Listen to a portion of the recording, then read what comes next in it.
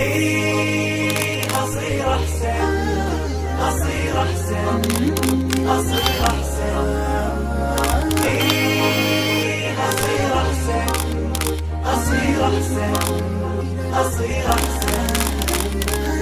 إيه أصير أحسن ولا يمنعني شي، مدام راسي حي بسوي اللي علي. إيه أصير أحسن بما إني نويت وعزمت وخطيت بكمل ما بديت. إيه أصير أحسن ولا يمنعني شي، مدام راسي حي بسوي اللي علي. إيه أصير أحسن بما إني نويت وعزمت وخطيت بكمل ما بديت. ماني خايف ولاني واقف، أنا ماشي وقلبي شايف. التحدي ادواه عندي حتى لو بصعب واقسى مواقف.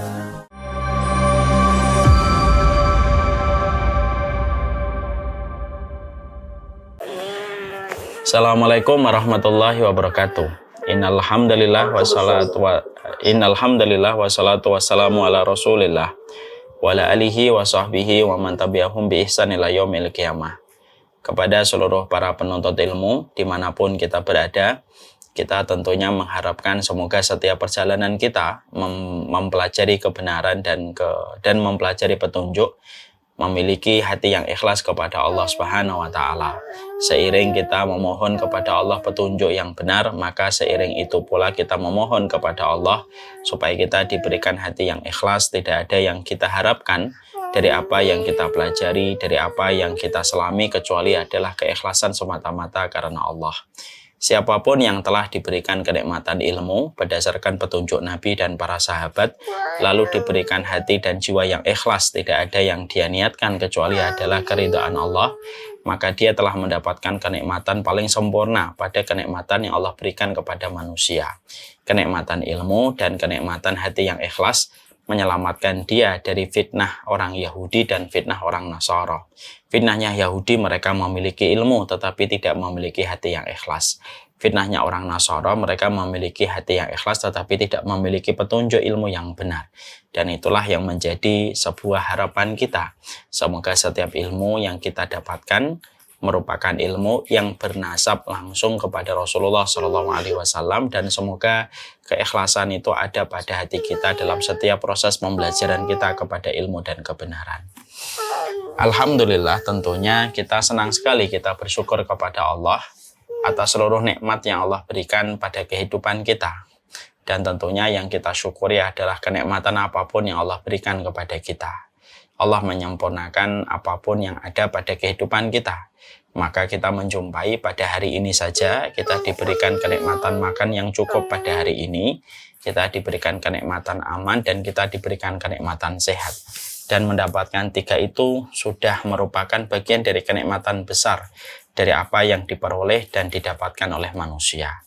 Semoga kita senantiasa bersyukur setiap waktunya, karena terkadang kemudahan kita mendapatkan anugerah menjadikan hati kita tidak lagi sensitif terhadap kenikmatan itu untuk kita syukuri. Maka semoga setiap kemudahan rezeki, kemudahan anugerah, kemudahan kebaikan yang Allah berikan kepada kita, tidak lupa menjadikan kita bersyukur kepadanya terhadap semua kemudahan itu yang hadir pada kehidupan kita. Kepada Allah kita bersyukur, dan kepada Allah kita menggantungkan segala urusan kehidupan kita. Dan semoga Allah senantiasa membimbing kita menuju kepada perkara yang Allah cintai dan Allah ridhai, terutama pada konsep syukur kita dan konsep sabarnya kita kepada Allah. Kepada Allah kita bersyukur.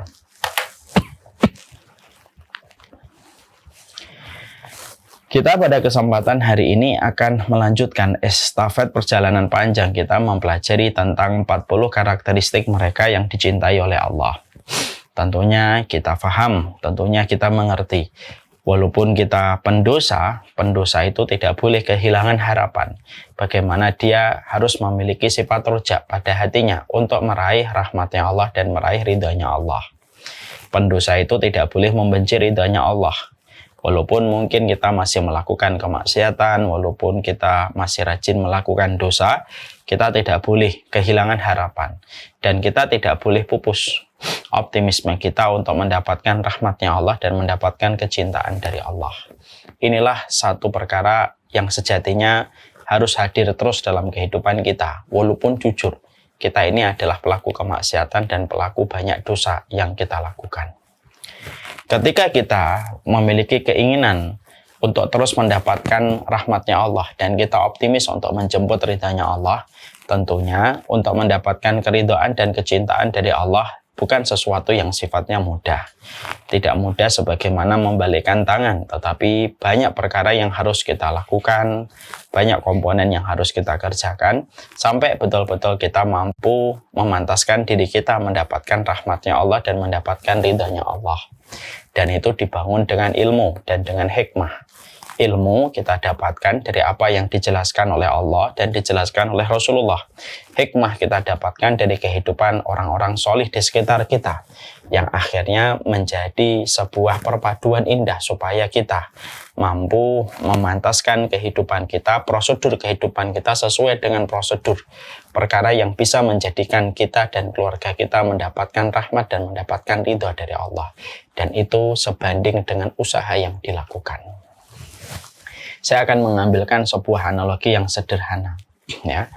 Bahwasanya saya pernah mendapati ada seorang bapak, dia menyimpan kertas kado di dalam mobilnya ketika menjemput saya. Saya lalu tanya kepada beliau, ini kertas apa Pak? Ini kertas kado Ustaz. Saya ingin memberikan hadiah secara rahasia, surprise kepada istri saya, supaya dia senang dan bahagia dengan kado yang saya berikan kepadanya.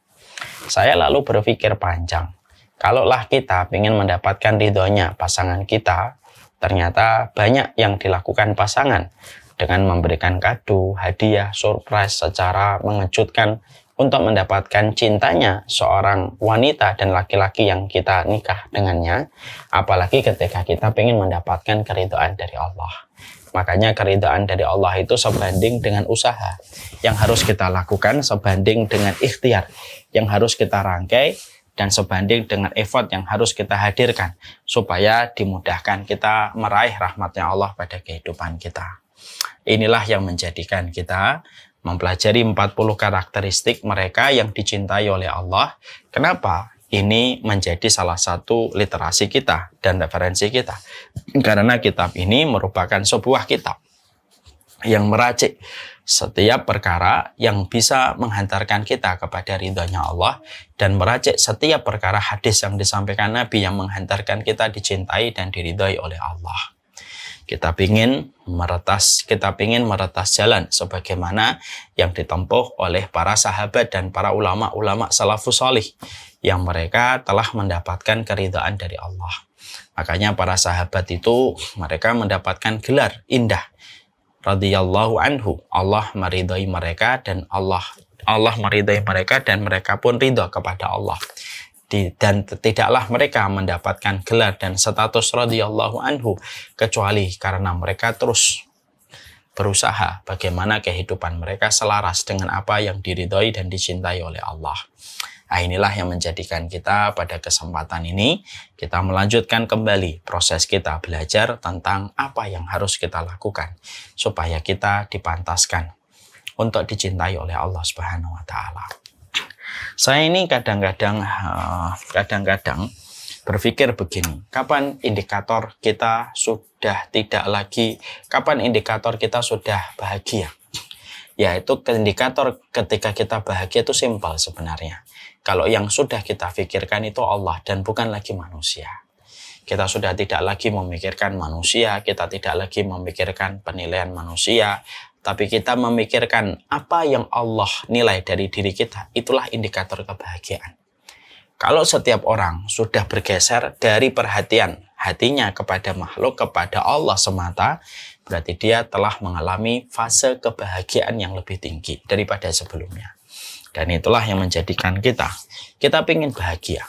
Dan sesungguhnya ketika kita ingin bahagia, kebahagiaan itu selaras, sebanding dengan apa yang dirahmati oleh Allah ketika kita melakukan perkara yang bisa membuka pintu kita meraih cinta dan ridhanya Allah.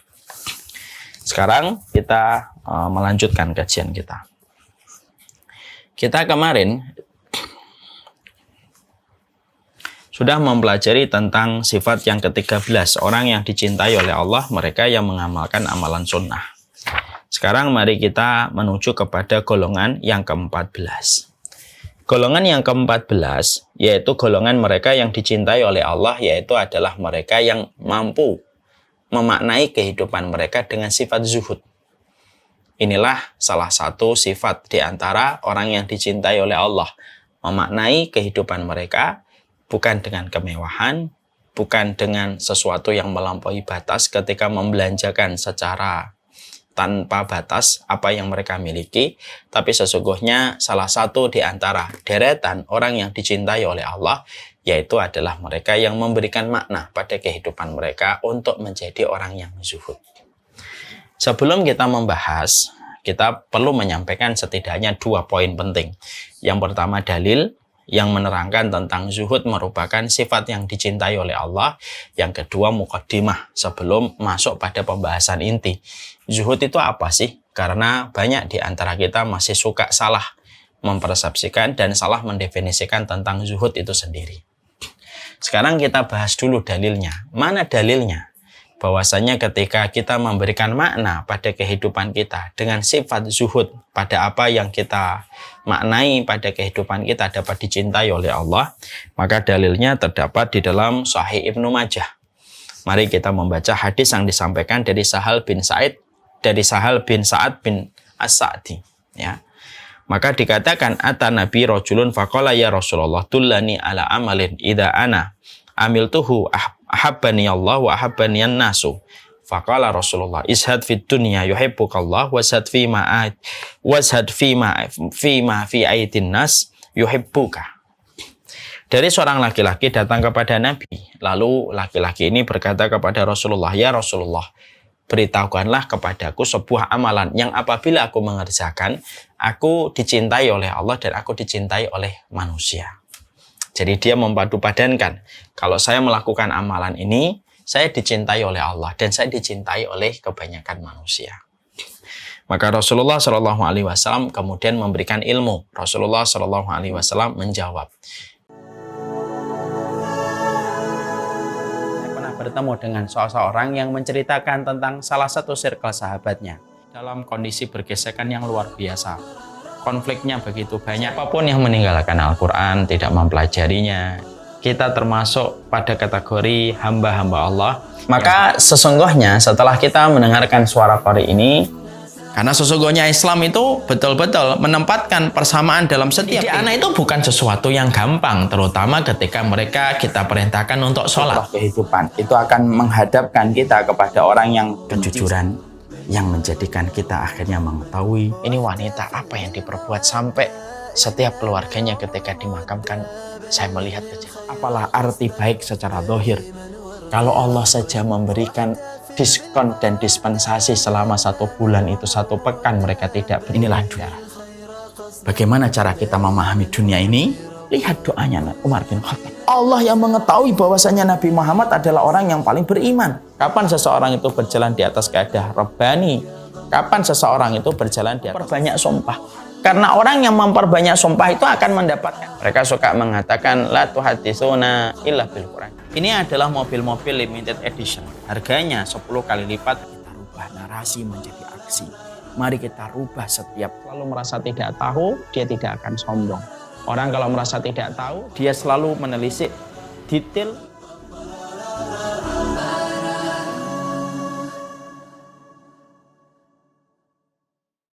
Zuhudlah kamu pada kehidupan di dunia, maka Allah mencintaimu. Zuhudlah kamu terhadap apa yang di tangan manusia, maka sesungguhnya ketika kamu zuhud dengan apa yang ada di tangan manusia, maka manusia akan jatuh cinta kepadamu.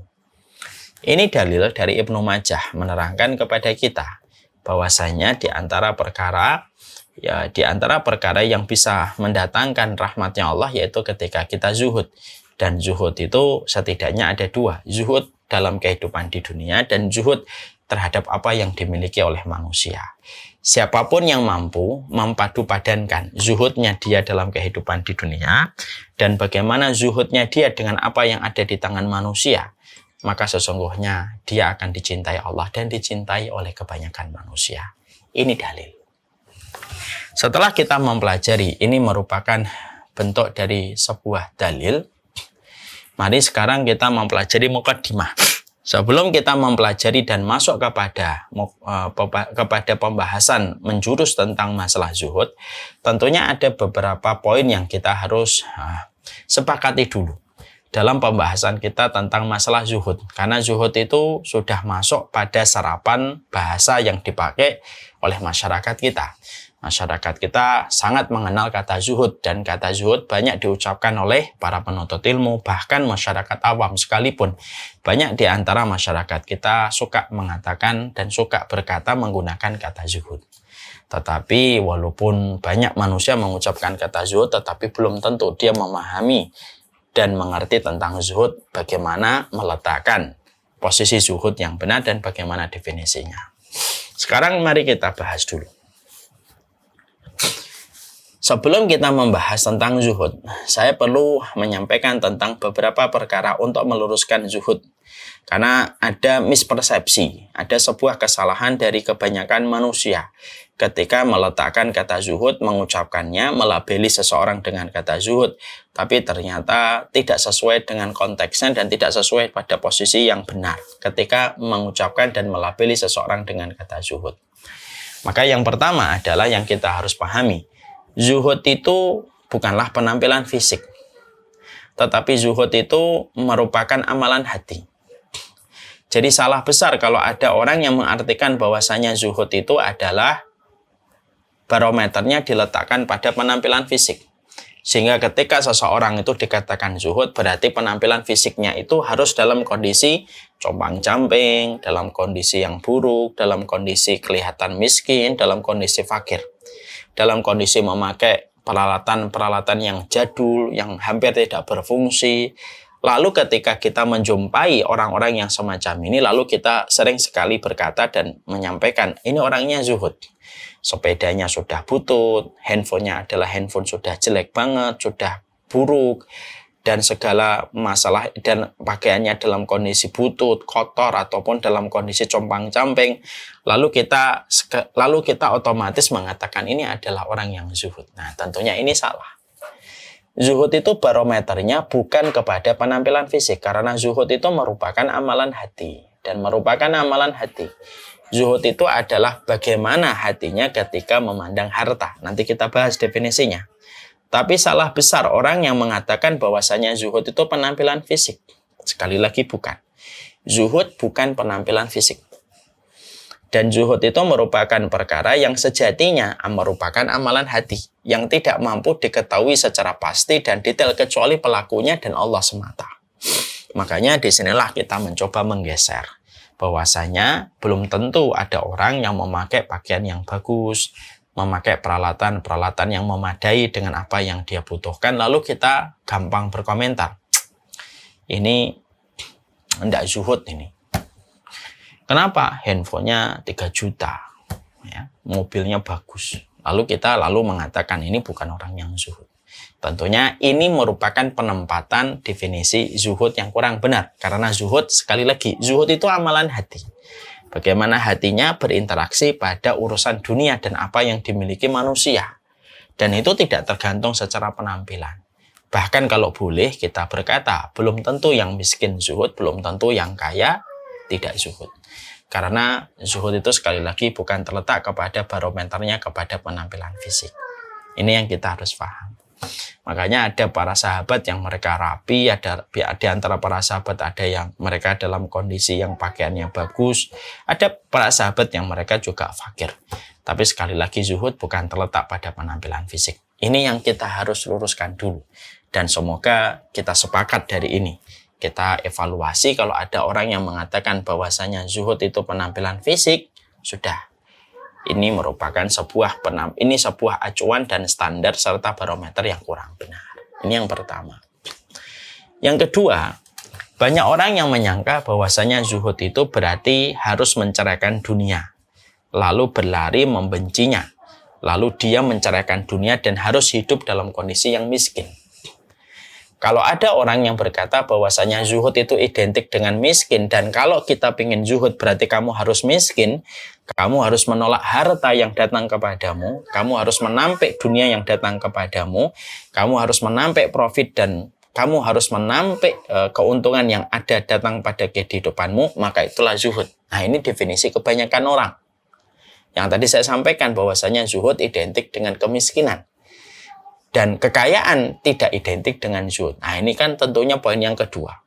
Zuhud itu bukan berarti seseorang ketika mereka dalam kondisi zuhud, bahwasanya zuhud itu bukan berarti dia dalam kondisi harus miskin. Bukan dalam kondisi dia mengharamkan dunia. Bukan dalam kondisi dia mengharamkan dunia. Tetapi sesungguhnya zuhud itu bisa jadi ada orang kaya yang dia dilapangkan dan dimudahkan urusan dunianya, tapi dia zuhud pada apa yang dia miliki, dan bisa aja, maaf, ditutup dulu nak, suaranya basam, maaf ini ada suara. Zuhud itu bisa jadi ada orang yang mereka dilapangkan hartanya, dia zuhud, dan sesungguhnya zuhud tidak bertabrakan dengan nilai kecukupan dan kelapangan harta yang didapatkan manusia. Kalau kita mengartikan bahwasanya zuhud itu harus miskin, berarti secara tidak langsung kita telah mendefinisikan dan telah mengklasifikasikan bahwasanya Nabi Daud dan Nabi Sulaiman tidak zuhud karena kekayaan dan harta yang mereka miliki luar biasa.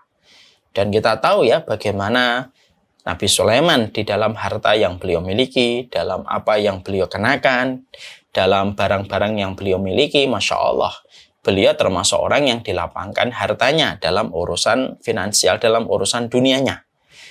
Dan sesungguhnya kita tentunya paham bahwasanya Nabi Daud dan Nabi Sulaiman adalah seorang nabi, dan salah satu syaratnya seorang nabi adalah zuhud. Berarti kekayaan yang dimiliki Nabi Daud dan kekayaan yang dimiliki oleh Nabi Sulaiman tidak menafikan kultur kezuhudan.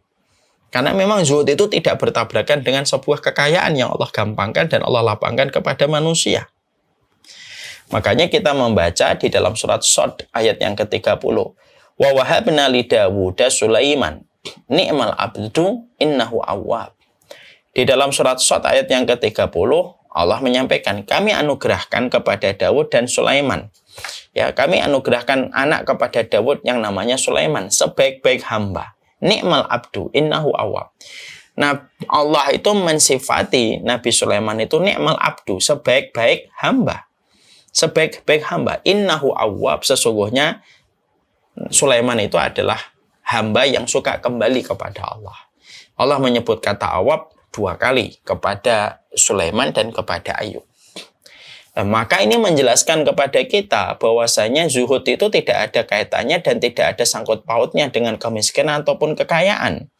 Karena Nabi Daud adalah orang yang pasti zuhud. Karena kalau beliau tidak zuhud, tidak mungkin dipilih oleh Allah menjadi seorang nabi. Karena seorang nabi, syaratnya menjadi nabi salah satunya adalah hatinya harus zuhud terhadap perkara dunia. Ya. Jadi perkara dunia itu mereka harus zuhud. Makanya kalau kita mengartikan kekayaan berarti tidak zuhud, kemiskinan berarti dia identik dengan zuhud, berarti pada dasarnya kita telah mengklasifikasikan bahwasanya Nabi Sulaiman itu bukan zuhud. Padahal Nabi Sulaiman disebut oleh Allah, ni'mal abdu innahu awwab, sebaik-baik hamba. Itu adalah Sulaiman yang kami jadikan anak bagi Daud. Innahu awwab, dan dia adalah hamba yang kembali kepada Allah.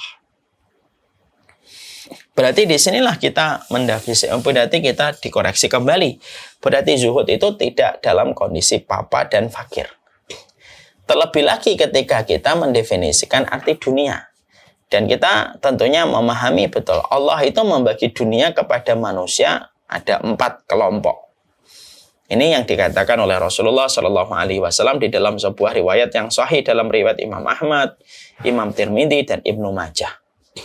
Rasulullah itu mengatakan innamad dunya li arba'ati nafar. Sesungguhnya dunia kami bagikan kepada manusia kepada manusia itu 4 kelompok. Ada yang pertama, ada manusia yang diberikan oleh Allah kepadanya harta dan Allah berikan kepadanya ilmu. Ini kelompok yang pertama. Diberikan kepadanya ilmu, diberikan kepadanya harta. Artinya lapang dunianya, lapang akhiratnya. Dia lapang dunianya, lapang akhiratnya. Ada orang yang lapang dunianya, lapang akhiratnya. Ini yang pertama. Ada klasifikasi yang kedua. Ada yang tidak diberikan ilmu, tetapi diberikan oleh Allah harta. Artinya lapang dunianya, sempit akhiratnya. Dia nggak punya ilmu. Ada yang ketiga, dilapangkan akhiratnya, diberikan kepadanya ilmu, tetapi disempitkan kepadanya harta. Artinya sempit dunianya, lapang akhiratnya. Dan ada yang keempat, kelompok yang paling buruk. Sempit ilmunya, sempit dunianya atau sempit hartanya. Maka di dalam pembagian ini, setidaknya orang soleh itu terbagi menjadi 2, nomor 1 dan nomor 3. Ada yang lapang ilmunya, lapang dunianya atau lapang hartanya. Ada yang lapang atau lapang ilmunya tetapi sempit lapang akhiratnya atau lapang ilmunya tetapi sempit hartanya. Jadi di sini kita akhirnya menjumpai dan kita mendapati, ya. Yang kita jumpai, yang kita dapati adalah zuhud itu tidak selalu harus miskin. Dan kaya itu bukan berarti dia menabrak kaidah zuhud. Ya, karena memang ada orang solih yang mereka itu diberikan oleh Allah kemudahan di dalam mendapatkan harta. Ada orang solih gampang nyari harta, ada orang solih yang tidak gampang nyari harta. Dua-duanya itu bagian dari ketetapan takdir yang telah ditentukan oleh Allah. Ribuan tahun, 50.000 tahun sebelum Allah menciptakan langit dan bumi. Jadi makanya kita punya teman, ada teman kita. Sekalinya dia bergerak sedikit ngatur bisnisnya, untungnya langsung ratusan juta. Ada teman kita kerja susah payah, dia melakukan sesuatu, tetapi ternyata yang dia dapatkan profitnya tidak terlalu banyak. Karena apa? Dia lapang akhiratnya, tetapi sempit hartanya. Ada yang lapang hartanya, lapang akhiratnya. Dan kita tidak bisa untuk menyatakan keberatan. Kok saya nomor 3 tidak nomor 1? Itu pembagian dari Allah. Ada yang dikayakan, ada yang dimiskinkan. Dan itu menciptakan harmonisasi pada kehidupan. Coba kalau semuanya kaya. Mungkin tidak ada kehidupan yang harmonis kalau semuanya menjadi kaya. Siapa yang akan memproduksi? Siapa yang akan bisa diperintah? Siapa orang yang bisa dimintain tolong kalau semuanya harus pada kondisi yang kaya?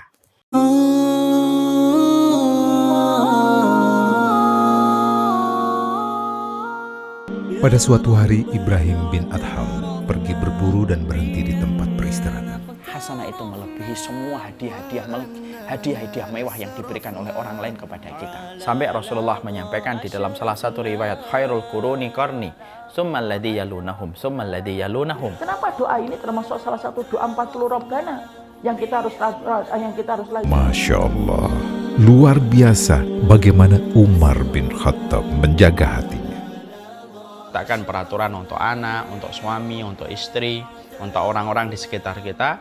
Jadi mereka sudah betul-betul kosong. Mereka sudah menggadaikan ibunya, menggadaikan anaknya, menggadaikan istrinya, sudah tidak diterima. Mendapati keluarga kita berangkat lebih dulu, jam keberangkatan mereka kepada alam barzah. Anak kita kalau umur 10 tahun tidak menegakkan sholat, kita disuruh mukul. Pukulan yang tidak sakit. Siapapun yang apabila dalam kehidupan ini yang mereka harapkan itu hanyalah apa yang ada di sisi manusia. Maaf ya, coba kita merenungkan. Kalau kita mungkin ketika melihat bagaimana peristiwa semua tata cara di dalam kita berdoa, contohnya menyebut Asmaul Husna, sholawat kita kepada Rasulullah. Kalau dijadikan miskin semuanya juga tidak akan harmonis. Allah harmoniskan kehidupan manusia, ada yang dikayakan, ada yang dimiskinkan, supaya di situ ada hikmah yang Allah berikan pada kehidupan kita. Maka disinilah kita memahami poin yang kedua.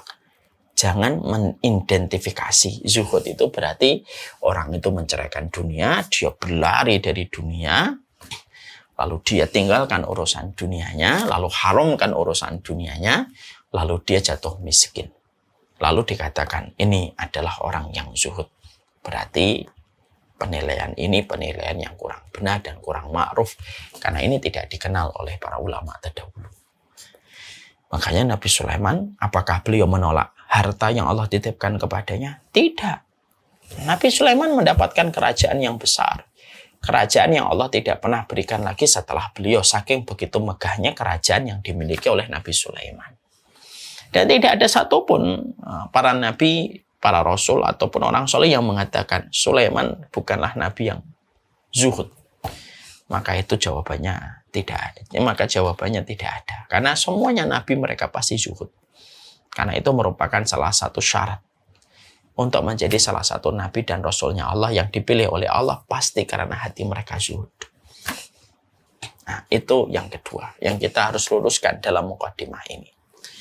Yang ketiga yang kita harus luruskan dalam mukadimah ini yaitu adalah zuhud itu bukan berarti tidak bekerja lalu berpangku tangan dan menjadi beban bagi orang lain. Enggak. Zuhud itu bukan berarti kita harus diem, tidak bekerja, tidak berdagang, tidak berbisnis, tidak melakukan usaha apapun. Tidak bisa. Tetapi zuhud itu adalah dia tetap bekerja, dia tetap berdagang, dia tetap berbisnis dengan apa yang dia lakukan dan apa yang dia usahakan.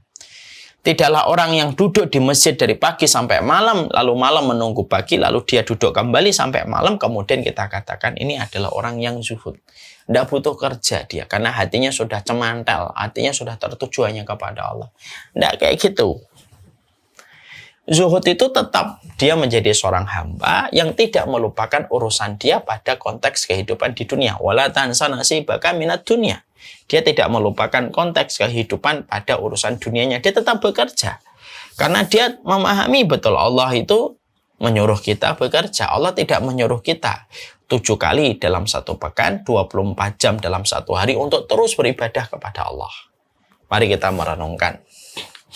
Salah satu ayat Allah di dalam surat Al-Jumu'ah. Fa'idha qudiyatis sholatu fantashiru fil ardi. Wabtaghu min fadlillah wadhkurullaha katsiran la'allakum tuflihun.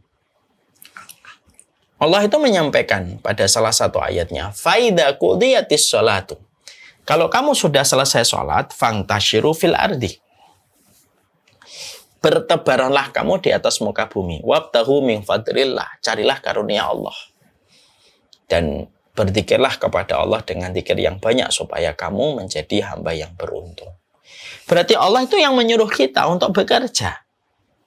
Jadi salah besar kalau ada orang yang mengatakan bahwasanya zuhud itu berarti dia berpangku tangan, dia tidak mau bekerja, tidak mau berdagang, tidak mau berbisnis, lalu dengan sikap yang dia pilih menjadikan dia itu menjadi beban bagi orang lain. Orang lain terbebani dengan apa yang harus mereka berikan kepada orang ini.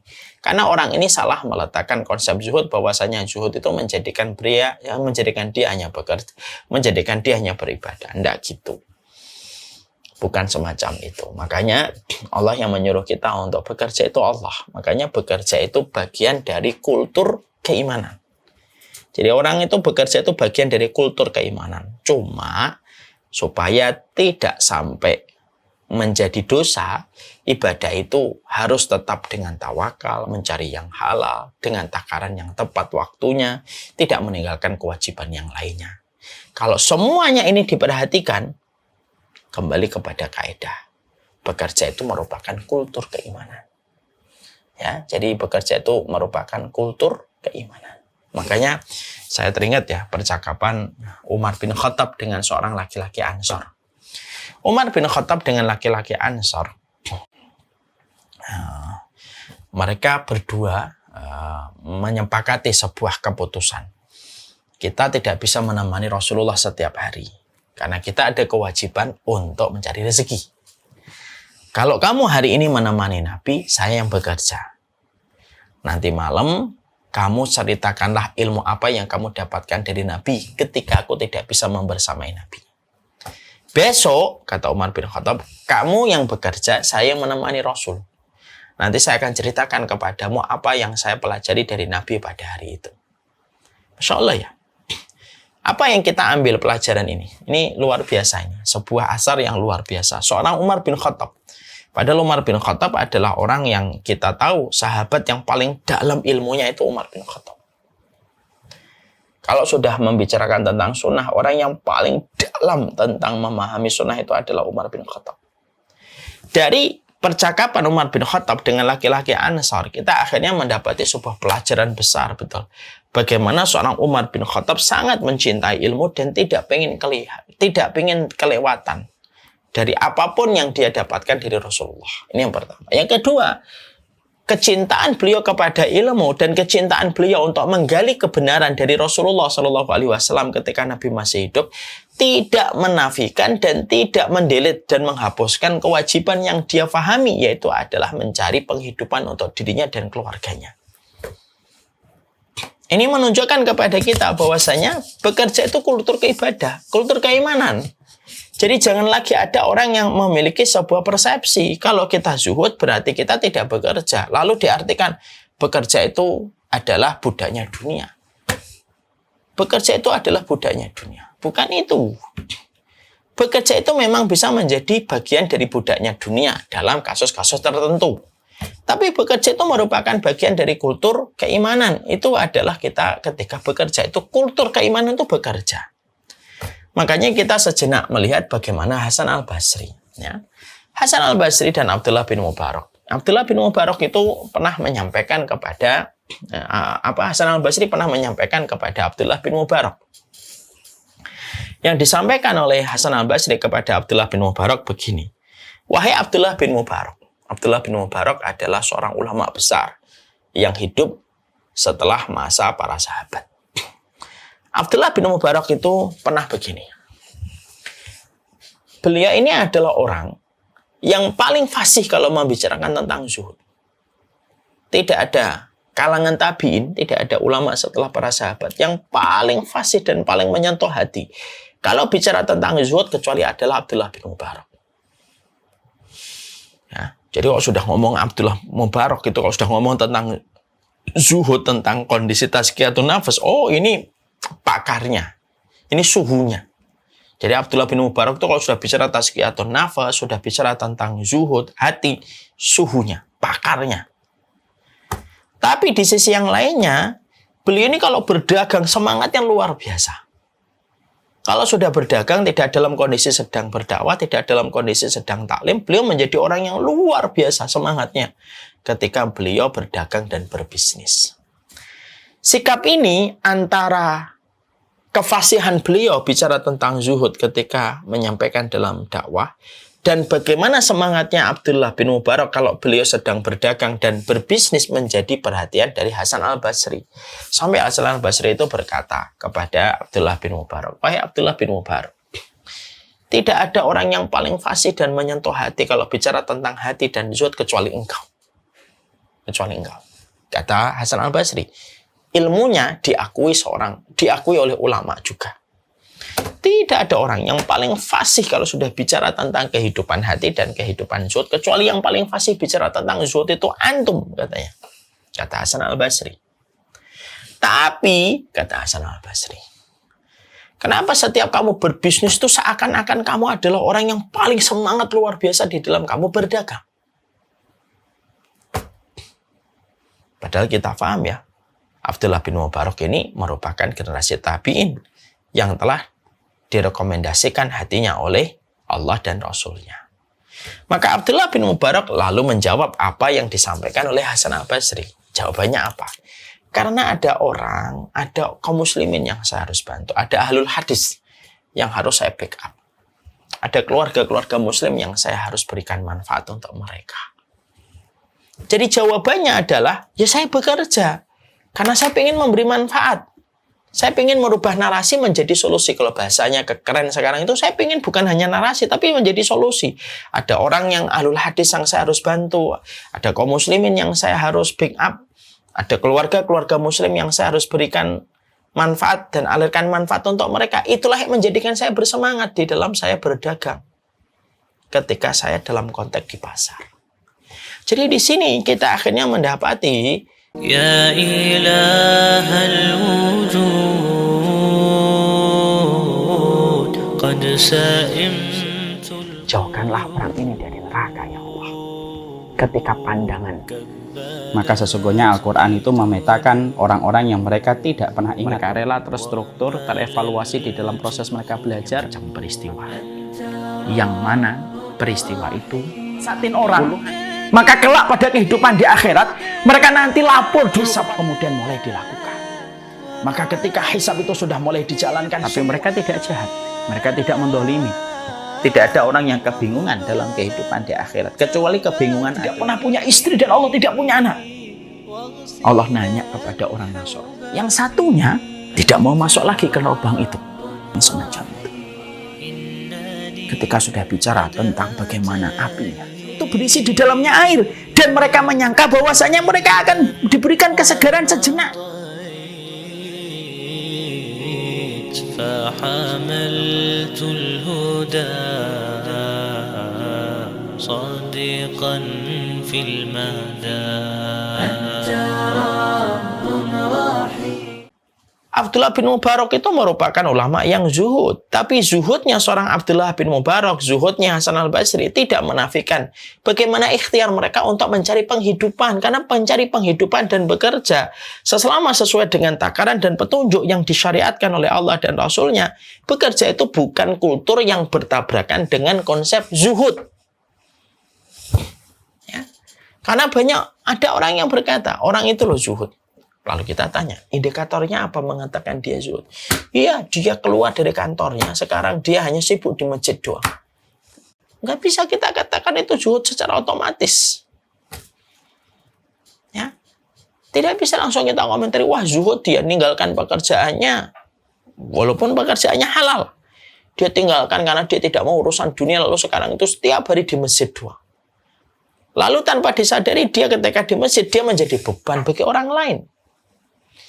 Maka sekali lagi, zuhud dan pekerjaan itu bukan sesuatu yang sifatnya dibenturkan dan tidak bersifat kontradiktif. Jadi ketika orang bekerja, bisa jadi ada orang bekerja dari pagi sampai sore, tapi hatinya zuhud dan dinilai zuhud oleh Allah. Ada orang yang pengangguran, tapi belum tentu dinilai zuhud oleh Allah. Karena apa? Sekali lagi, zuhud itu tidak didasarkan indikator dan barometer. Zuhud seseorang itu didasarkan kepada pola dia ketika tidak bekerja, lalu dia menjadi beban bagi orang lain. Ini yang juga harus diluruskan lagi. Jadi ini harus diluruskan kembali. Makanya inilah yang menjadikan kita akhirnya paham. Ini 3 poin, mungkin ringan. Ini merupakan 3 poin yang mungkin bagi kita sering tidak memperhatikan ataupun sering kita skip dan lalai. Tapi tanpa kita sadari 3 perkara ini harus kita luruskan dulu. Jadi yang pertama, zuhud itu bukan penampilan fisik. Karena zuhud itu amalan hati. Zuhud itu bukan berarti harus miskin. Karena Nabi Sulaiman dan Nabi Dawud pun diberikan kekayaan oleh Allah. Abdurrahman bin Auf kaya. Utsman bin Affan itu kaya. Menjadi kaya itu tidak ada masalah. Kalau itu merupakan bagian dari takdir yang ditetapkan oleh Allah. Yang bermasalah itu kalau kita memamerkan kekayaan kita dan kemewahan kita kepada orang banyak. Nah, itu yang bermasalah. Ya, itu yang dikatakan dengan bagian dari makna alhaakumut takatsur. Kalau ada ustadz kaya, ya, tapi dia tetap bersahaja di dalam kekayaannya. Nggak bisa disalahin, mungkin dia punya bisnis yang dia geluti, lalu bisnis itu ternyata mendatangkan income dan profit yang banyak. Kaya itu bagian dari irisan takdir. Sebagaimana tadi kita mempelajari dunia itu dibagi menjadi 4. Ada yang lapang rezekinya, lapang ilmunya. Ada yang lapang dunianya, tapi sempit ilmunya. Ada yang lapang ilmunya, tapi sempit dunianya. Dan ada yang sempit dunia, sempit ilmunya. Ada orang yang kaya itu tidak ada masalah. Yang bermasalah itu ketika kekayaan kita menjadikan kita memilih kehidupan yang megah dan mewah. Itu yang bermasalah. Ya tentunya ketika menjadi kaya, tentunya tidak berlebihan ketika dia membelanjakan apa yang dia butuhkan. Mungkin dia membeli barang bagus. Barang bagus itu tidak harus melampaui batas. Ya. Lalu dia tidak ikut terseret dengan apa yang tidak ikut terseret dengan kebanyakan orang-orang kaya yang tidak punya ilmu. Tentunya orang kaya yang punya ilmu harus berbeda pilihan barangnya dengan pilihan orang kaya yang tidak punya ilmu. Nggak boleh sama. tidak boleh sama. Dan itu yang kita harus mengerti. Jadi dalam perkara inilah yang menjadikan kita memahami betul ya. Zuhud itu perkara yang sifatnya adalah hati. Sifat ini yang menjadi salah satu pilar penting pada kehidupan zuhudnya manusia. Ada orang kaya, bisa jadi dia zuhud. Ada orang miskin, belum tentu dia zuhud. Ada orang yang tinggal di bawah kolong jembatan, tapi belum tentu hatinya zuhud dinilai oleh Allah.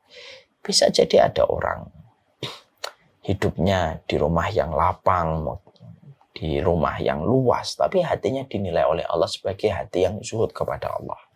Bukankah Nabi Sulaiman tinggal di istana yang megah dan beliau memiliki kuda-kuda yang terbaik, barang-barang yang terbaik yang beliau miliki? Semua itu tidak menjadikan Allah menilai Nabi Sulaiman menjadi seorang laki-laki yang tidak zuhud dalam kehidupan. Maka inilah yang menjadikan kita harus kembali meletakkan posisi kembali tentang zuhud dalam definisi yang benar. Ya, dalam definisi yang benar. Jadi semoga kita diampuni dosanya. Ya, semoga ini termasuk orang yang diampuni dosanya. Gara-gara kita suka sekali mendefinisikan orang kaya itu pasti nggak zuhud. Tapi di sinilah kita mulai terbuka. Ya. Makanya yang kita harus pahami adalah bukanlah dunia yang diharamkan, tapi sikap hati ketika menempatkan dunia. Dan sering saya berkata, yang salah bukan dunianya, tetapi hati kita yang dibuat tenggelam oleh dunia itu yang salah. Ya. Yang salah bukanlah ketika perahu di atas samudra. Selama air pada samudra itu tidak memasuki air di kapal, tidak ada masalah.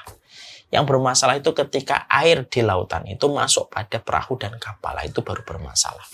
Yang salah bukan hartanya yang banyak, tapi yang salah itu ketika harta sudah masuk pada hati kita dan mengalihkan dan merubah kompas kehidupan kita, itu yang salah dan itulah yang bermasalah.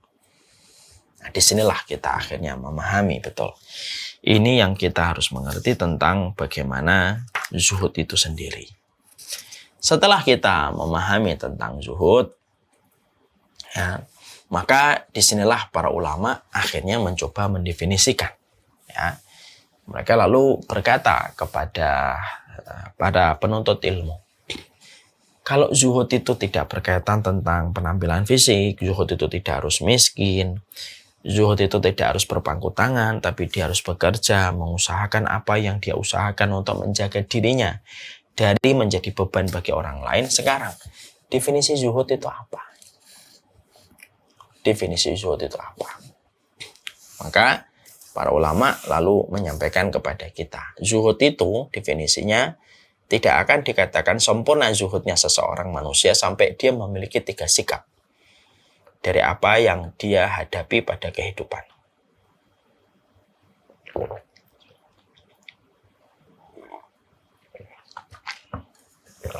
Ya. Maka apa itu 3 komponen yang dikatakan sebagai bagian dari komponen penting?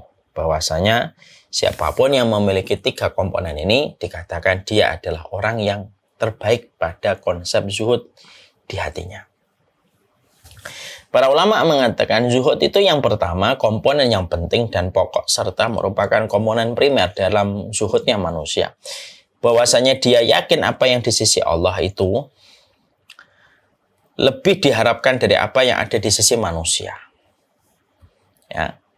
Bahwasanya dia itu yakin, dia memiliki keyakinan bahwasanya apapun yang di sisi Allah itu lebih baik daripada apapun yang ada di sisinya.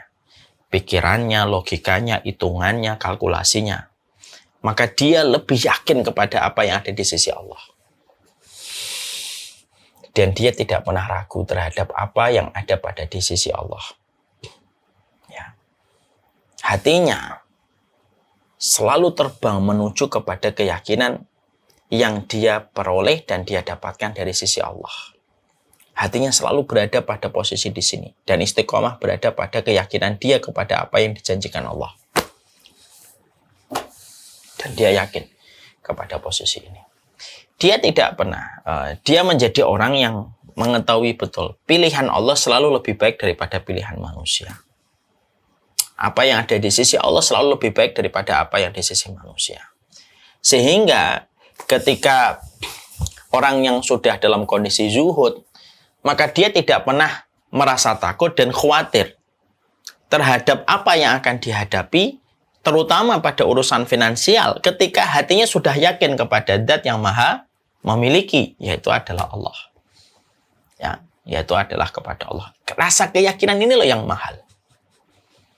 Jadi hatinya itu tidak sebagaimana bulu angsa yang mudah terbang kemana-mana dan mudah kecewa dan mudah sedih. Tapi hatinya itu sebagaimana pohon yang mengakar kuat di dalam tanah. Apapun angin yang menerpa kepadanya, maka dia tetap kokoh di tempatnya. Orang yang zuhud itu kokoh dia. Apapun yang ada pada kehidupannya, apapun yang dia saksikan, apapun yang dia dengar, apapun yang dia dapatkan, tidak akan pernah mengurangi rasa keyakinan dia bahwasanya apa yang di sisi Allah itu lebih baik daripada apapun yang dikatakan oleh manusia. Dan orang semacam ini adalah orang yang paling tenang. Dan mencari orang semacam ini langka di tengah kehidupan kapitalisme dan materialisme hari ini.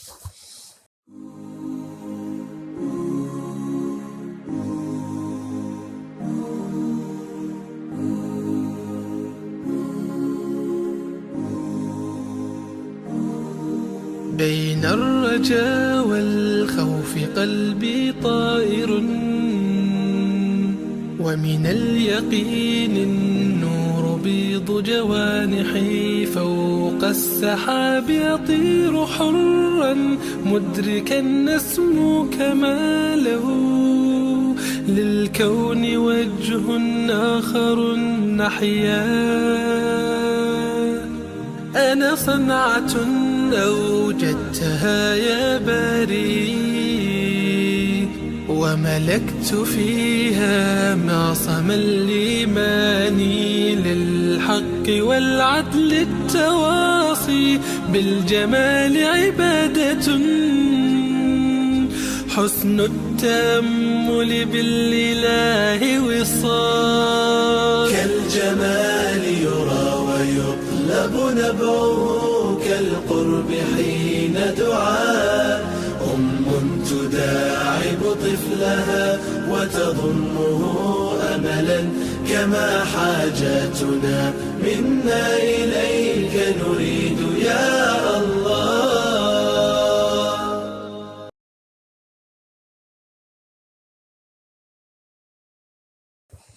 Kalau kita bukan orang zuhud apa? Sering khawatir miskin, takutnya nanti kekurangan. Takutnya kita nggak cukup uangnya untuk ini dan untuk apa yang kita rencanakan di masa mendatang. Terus saja dia merasa bahwasanya kecukupan itu didapatkan dari angka deret. Dia merasa kecukupan itu didapatkan dari apa yang dikatakan oleh apa yang dia rencanakan dan apa yang dia dapatkan dari apa yang di sisi manusia. Lalu dia melupakan kekuatan besar bahwasanya semua itu berpulang hanya kepada Allah. Orang yang zuhud itu, keyakinannya kepada Allah itu besar betul. Sehingga ketika dia menjadi orang yang zuhud, menjadi orang yang paling tenang kalau sudah bicara tentang urusan dunia. Dia tidak pernah merasa khawatir dan tidak pernah merasa takut tidak pernah didominasi oleh rasa takut dan rasa khawatir. Makanya, mari kita belajar dari Abu Hazim. Abu Hazim ini merupakan salah satu ulama yang dikenal, beliau ini dikenal sebagai orang yang zuhud sekali. Lalu kemudian ditanya, apa hartamu? Abu Hazim kemudian mengatakan, aku memiliki dua harta. Aku memiliki dua harta yang membuatku tidak pernah khawatir kepada apapun. Jadi Abu Hazim ini ditanya, yaitu, hartamu itu apa sih? Abu Hazim, seorang ulama salaf, ketika ditanya hartanya, karena beliau dikenal sebagai profil orang yang zuhud oleh orang-orang dan para ulama pada zamannya dan satu generasi dengannya itu mengenal Abu Hazim adalah orang yang zuhud. Ditanya, hartamu itu apa sih? Harta saya itu dua. Yang pertama, bahwasanya saya yakin kepada Allah terhadap apa yang Allah miliki dan apa yang Allah tentukan pada kehidupan setiap makhluknya. Jadi saya yakin. Saya yakin kepada apa yang ada. Saya yakin kepada apa yang di sisi Allah. Apa yang Allah takar, apa yang Allah berikan. Harta saya yang kedua, saya tidak pernah memiliki keinginan untuk mengharapkan apa yang ada di tangan manusia. Jadi kalau ada manusia gini, saya tidak pernah mengharapkan apa yang ada di tangan manusia. Kenapa? Karena saya hanya yakin kepada apa yang di sisi Allah daripada apa yang di tangan manusia. Itu harta saya. Insya Allah ya. Ini kan beda ya dengan manusia mungkin kita. Kalau kita ditanya apa hartamu? Harta saya mobil di sini, mobil di rumah di sana, rumah di Pondok Indah, rumah di Lebak Bulus, rumah di Pondok Cabai. Kita sebutkan itu. Abu Hazim tidak menyebutkan itu. Saya memiliki dua harta yang sangat berharga. Saya yakin kepada Allah terhadap apa yang Allah bagi dan apa yang Allah berikan. Dan saya tidak pernah berharap kepada apa yang ada di tangan manusia. Dan itulah dua harta saya. Masya Allah itu. Kalau orang sudah semacam ini, mau dia kaya, tidak stres, mau dia miskin, tidak depresi. Kaya tidak stres, miskin pun tidak depresi. Lalu orang itu tidak puas, melanjutkan dialognya kepada Abu Hazim. Apakah kamu tidak takut miskin? Apakah kamu tidak takut miskin? Lalu Abu Hazim itu kemudian berkata, bagaimana saya takut miskin kalau saya adalah zat, kalau saya adalah makhluk dari zat yang menguasai langit dan bumi. Kaifa akhafu minal faqr? Wa ana Abdul Ghani, lahu mulkus samawati wal ardi. Gimana saya takut miskin kalau saya itu yakin saya itu dimiliki oleh zat yang memiliki langit dan memiliki apa yang di langit dan apa yang di bumi. Maka saya tidak perlu khawatir untuk menjadi miskin. Ini hal yang paling langka, apalagi kalau kita bicara dalam konteks kekinian. Abu Hazim ini bukan orang fakir. Enggak, dia bukan orang fakir. Tapi bagaimana narasi yang dia miliki ketika memaknai kehidupan itulah yang menjadikan terpancar sifat zuhudnya. Abu Hazim juga tidak menggunakan pakaian compang-camping, enggak. Tapi yang menjadikan orang akhirnya mengerti Abu Hazim ini adalah seorang yang zuhud itu apa? Bagaimana dia memandang kehidupannya. Dua harta yang paling berharga dari Abu Hazim itu apa? Saya memiliki Allah. Saya memiliki Allah. Yang mana takaran Allah, pembagian Allah, dan apapun yang Allah iris dalam kehidupan setiap makhluknya, itulah yang terbaik. Dan saya tidak pernah berkeinginan terhadap apa yang dimiliki manusia. Ada yang manusia memiliki ini, ada yang manusia memiliki ini. Lalu saya mengais-ngais dan mengharapkan kebaikan dari mereka. Tidak, saya tidak pernah memiliki keinginan untuk mendapatkan apa yang di sisi manusia. Dan ketika ditanyakan, emang kamu nggak takut miskin? Gimana saya takut miskin kalau saya adalah hamba dari Zat yang Maha Kaya? Jadi itu yang menjadi sebuah kerangka berpikirnya seorang Abu Hazim. Orang kalau sudah semacam ini akan menjalani kehidupan itu apa? Bersahaja dia.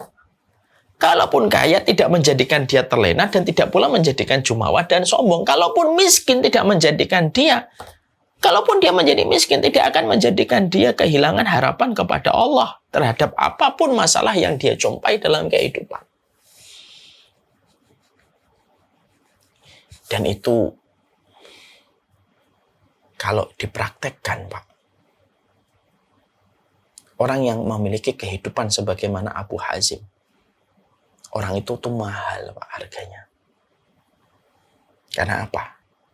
Karena keyakinan manusia itu harganya itu tidak bisa ditentukan dengan angka.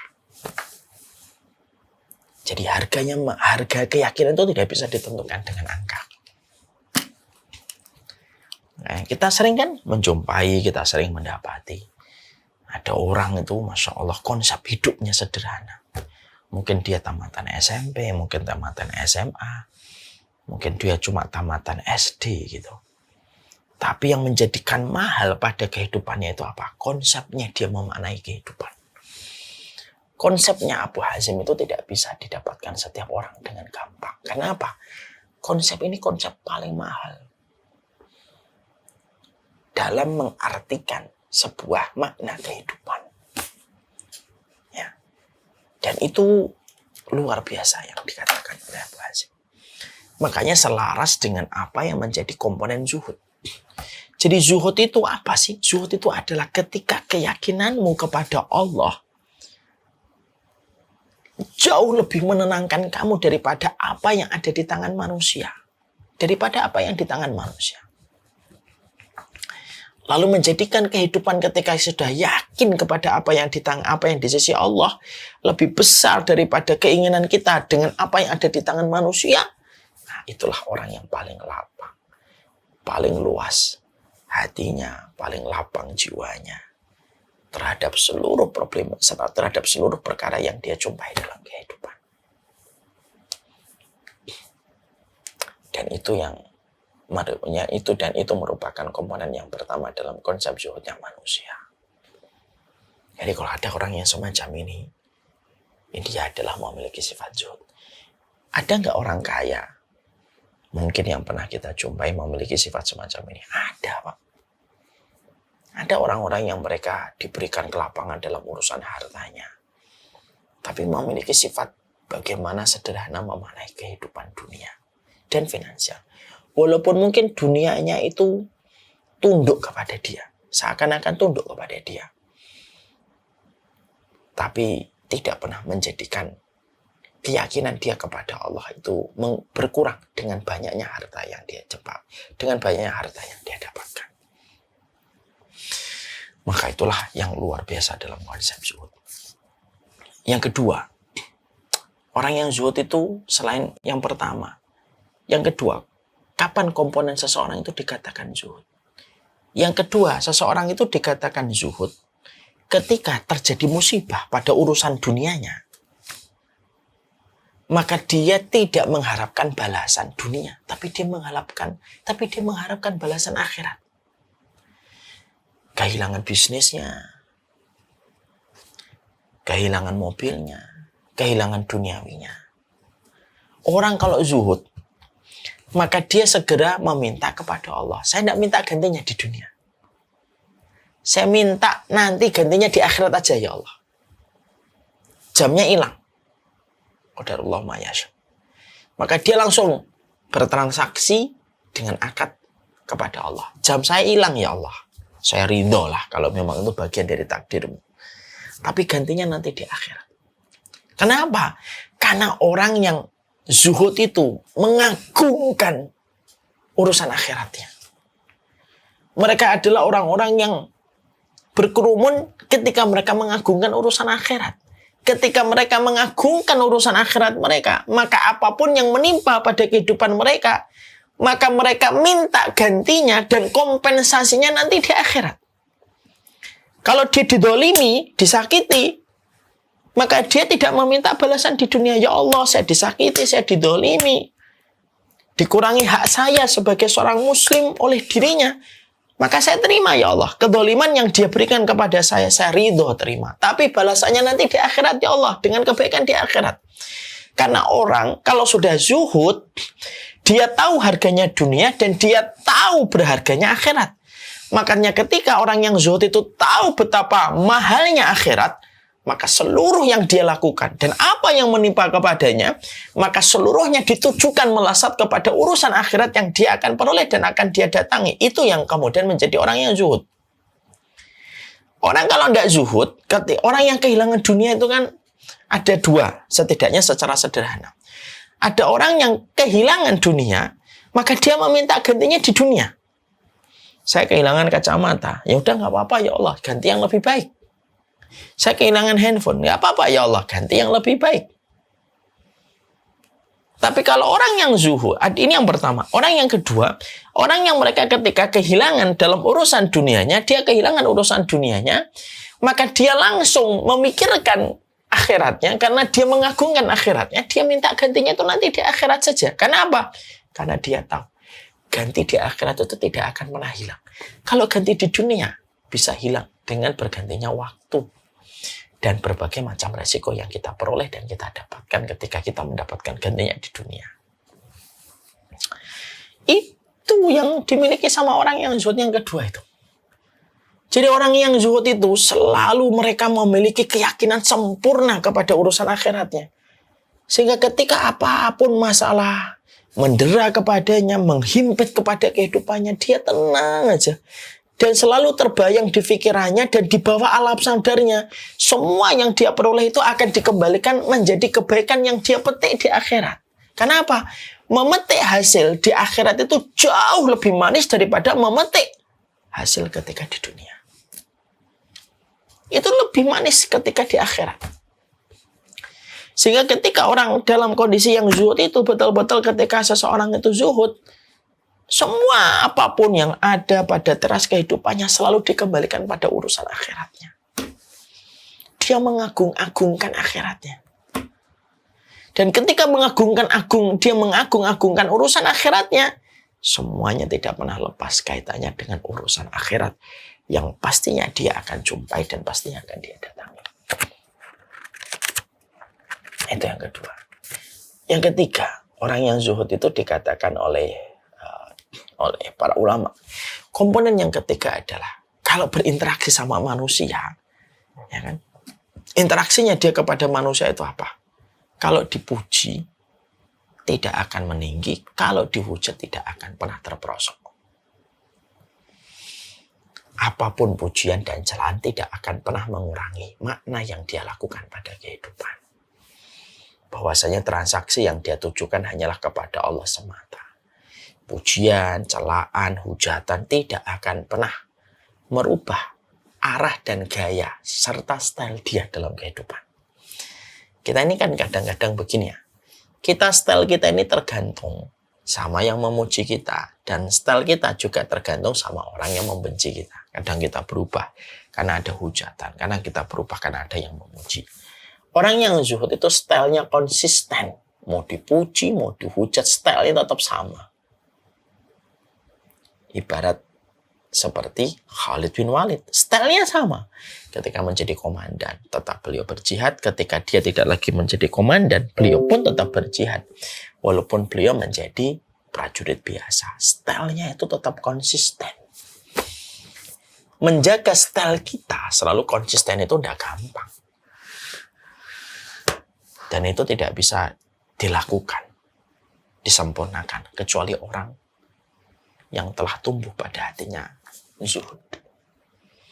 Jadi kalau kita artikan dari 3 definisi ini, akhirnya kita jumpai. Zuhud itu yakin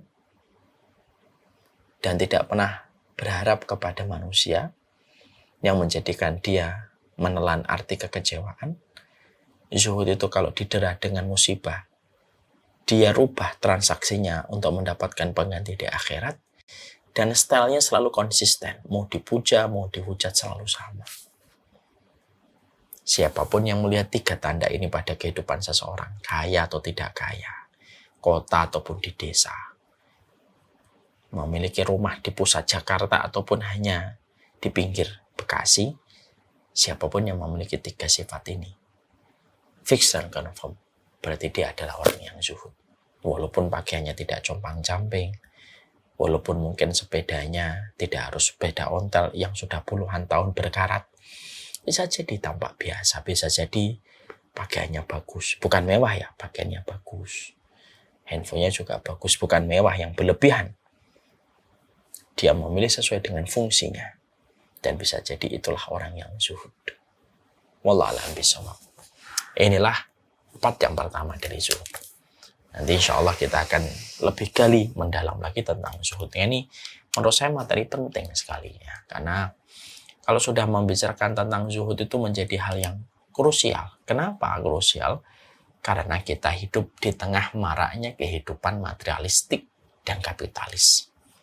Semoga Allah memberikan kondisi hati kita yang selalu mampu untuk selalu zuhud pada setiap makna anugerah yang kita peroleh dalam kehidupan kita.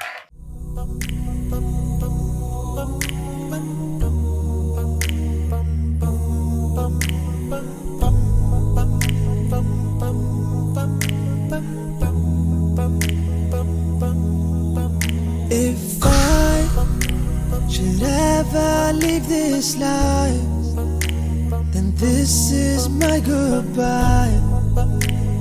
No, I will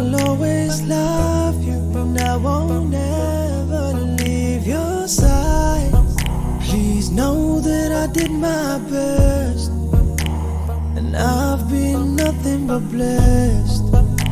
I pray that we meet again in our new address. Oh yes, in heaven, with you every second, in the Prophet's presence. So take this moment to remember all the good times. Remember